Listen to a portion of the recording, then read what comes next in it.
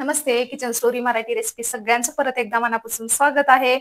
तर आज आपण काय करणार आहे बघू शकता. इकडे सगळे कडधान्य डाळी घेतलेले आहे, तांदूळ जिरे वगैरे ही घेतलेलं आहे. तर आज मी बनवणार आहे मस्त अशी आपल्या चकलीसाठी भाजणी बनवणार आहे. तर चकलीचे बरेच व्हिडिओ टाकलेले होते, पण चकली बनवलेली आहे, पण भाजणी कशी बनवलेली आहे ते पण महत्वाचं आहे. भाजणी नीट केली तरच आपली चकली नीट होणार आहे. तर फक्त चकलीचे व्हिडिओ बरेच टाकलेले आहेत, नक्की बघा. चकली एकदम छान कुरकुरीत आणि खुसखुशीत अशी बनवलेली आहे. तर त्या ही अशीच भाजणी बनवून मी ती चकली बनवलेली आहे. तर बघू शकताय बघा, चकली बनवण्यासाठी मी काय काय घेतलेलं आहे. सर्वात आधी तर इकडे घेतलेला आहे मी तांदूळ घेतलेला आहे. इकडे बघू शकता हे बघा, ही तांदूळ आपले कुठले दुसरे म्हणजे वेगळे तांदूळ नसून की ही तांदूळ आहेत कुपनचे तांदूळ आहेत. कुपनचे आपले जे राशनचे तांदूळ भेटतात तेच तांदळाची चकली छान होती एकदम. तर हे तांदूळ मी स्वच्छ धुतलेले नाहीये, पण निवडून एखाद्या कॉटनच्या कपड्यावर छान असं ही तांदूळ मी पुसून घेतलेले आहेत. आता ही गौरी गणपतीसाठी आपल्याला ही बनवायचं आहे फराळ.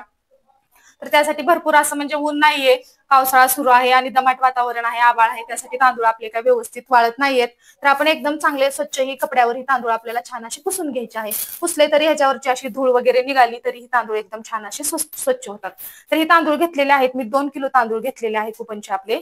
आणि 2 किलो तांदळासाठी घेतलेला आहे ही पावशर उडीद डाळ घेतलेली आहे मी, आणि पावशर मुगाची डाळ घेतलेली आहे. बघू शकता इकडे पावशर प्रमाण आहे आणि सगळं मी वजन करून घेतलेलं आहे. प्रमाण एकदम अचूक प्रमाणात आपल्याला ही भाजणी बनवायची आहे.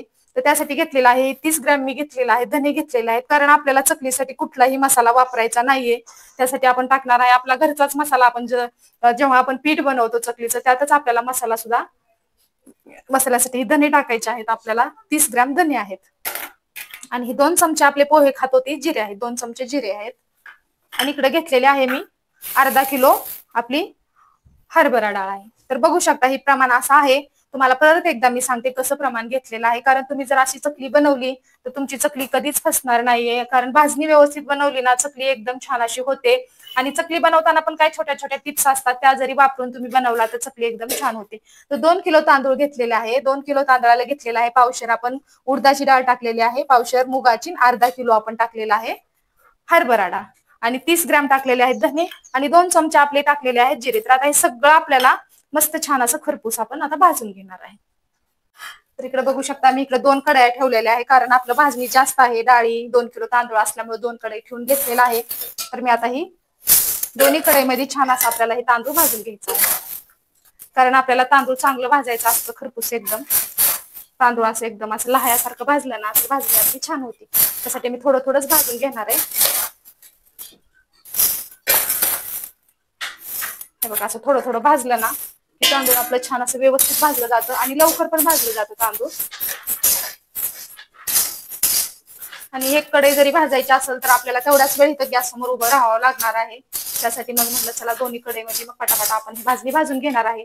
2 किलो तांदूळ आणि पावशर मुगाची डाळ, पावशर उडदाची डाळ आणि अर्धा किलो आपला चणा डाळ हरभरा डाळ आहे. तर असं आपली 3 किलोची आपली भाजणी होणार आहे. पूर्ण 3 किलो भाजणी आपल्याला मिळणार आहे. तर तशाप्रमाणे आपल्याला ही भाजणी बनवायची. छान असं उलटन फिरून फिरून आपल्याला ही भाजणी छान चांगली भाजून घ्यायची आहे. आता ही 3 किलोची चकली मला बनवायची आहे. ऑर्डरसाठी चकली बनवत आहे मी. आता मागं मी 4 दिवसापूर्वी 3 किलोचं बनवलं होतं, तर ते सगळं माझ्या ऑर्डरवरच गेलेलं आहे. तर परत आहे त्यासाठी मी ही 3 किलो आता भाजणी बनवून घेणार आहे. तर बघू शकता असं मस्त असं लालसर आपल्याला तांदूळ भाजायचा आहे.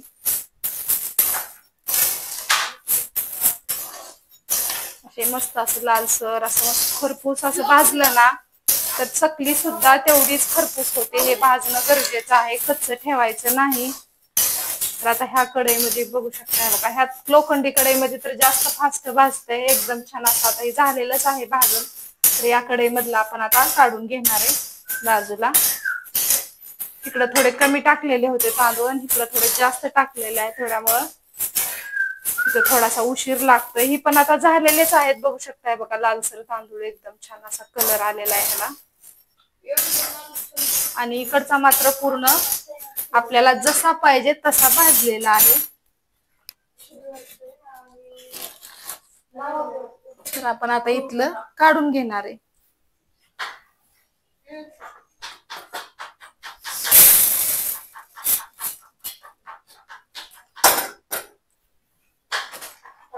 आणि ह्याला आता थोडस लक्ष देऊन आपल्याला भाजायचं आहे.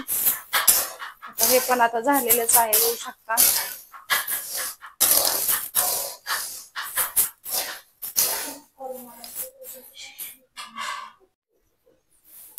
तर हे बघा, हे सुद्धा भाजणी आपली छान अशी झालेली आहे.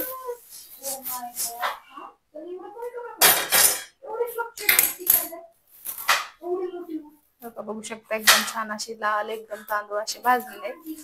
त्याला आपल्याला गार करायचंय चांगलं. आणि आता ह्या सगळ्या डाळी आपल्याला भाजून घ्यायच्यात.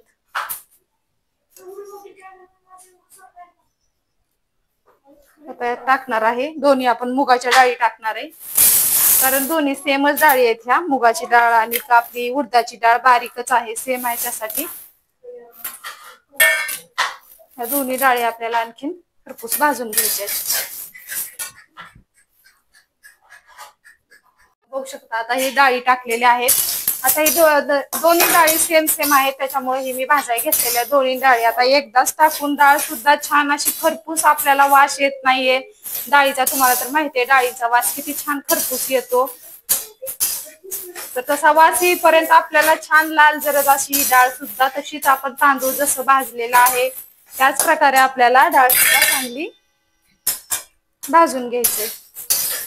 गॅस कमी जास्त करत आपल्याला ही डाळी सगळ्या भाजून घेऊया. आता मुगाची डाळ आपण त्या साईडला ठेवून घेऊ, म्हणजे दोन्ही डाळी एकदाच भाजल्या जात्या. इकडे एक लोखंडाची परत कढई ठेवलेली आहे आणि इकडे घेऊया आपण हरभरा डाळ भाजून. म्हणजे छान अशा दोन्ही पण डाळी एकसारख्या भाजतील. कारण हिला थोडी वेगळी का भाजायची आहे, कारण ही मोठी आहे, थोडी जाडसर आहे डाळ. म्हणजे ही काय होईल, दोन्ही सगळ्या तिन्ही जर मिक्स टाकल्या डाळी तर ही मुगाची उडदाची डाळ आपली जास्त करपली जाईल आणि आपली ही चणा डाळ मात्र मोठी असल्यामुळे तशीच राहील. त्यासाठी ही दोन्ही डाळी आपल्याला वेगळ्या वेगळ्या भाजून घ्यायच्या आहेत. आता ही पण डाळ आपल्याला छान अशी खरपूस भाजायची आहे, चणा डाळ आणि उडदाची. तर हे बघा डाळी सुद्धा सगळ्या छान भाजलेल्या आहेत, तर आपण यातच काढून घेणार आहे. आता ही मुगाची आणि उडदाची डाळ.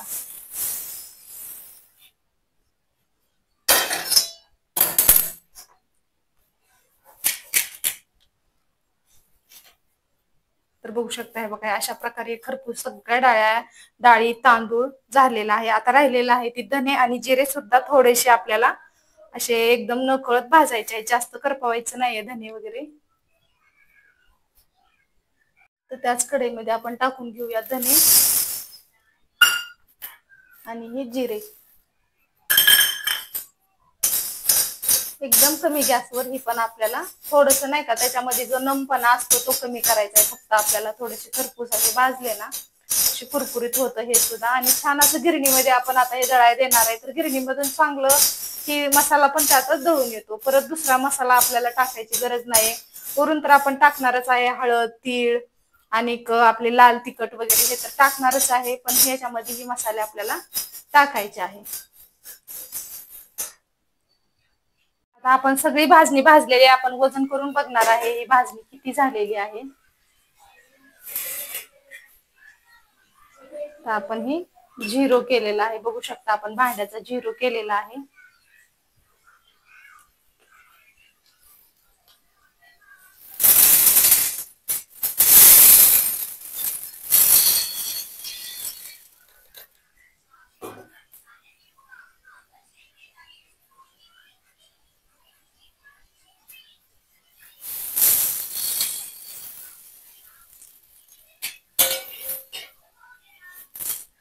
तर बघा बघू शकता आपली भाजणी झालेली आहे.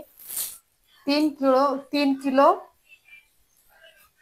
16 ग्रॅम झालेली आहे. तर बघू शकता हे एवढे आपण 2 किलो तांदूळ घेतलेले होते डाळी वगैरे घेऊन ही भाजणी एवढी झालेली आहे. तर आता हे आपण ठेवणार आहे गिरणीमध्ये दळायला. धने आणि जिरे पण आपण छान असे घरगुती भाजून घेतलेले आहेत.